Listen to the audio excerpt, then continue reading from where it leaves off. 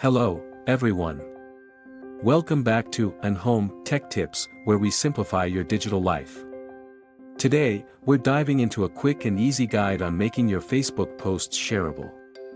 Whether you're sharing a life update, a business promotion, or a cause you're passionate about, let's ensure your content reaches as far and wide as possible. So, let's get started. Step 1. First things first, open your Facebook app. At the top of your news feed, you'll find the What's on Your Mind section. Click or tap here to create a new post. Step 2. After typing out your fantastic post, it's time to decide who gets to see it. See this little gray triangle icon next to Friends? Tap it, and you'll see different audience options. Step 3. To make your post shareable, select Public. This option allows anyone, whether they're on your friends list or not, to view and share your post. Step 4. Once you've selected Public, choose Next and tap Share.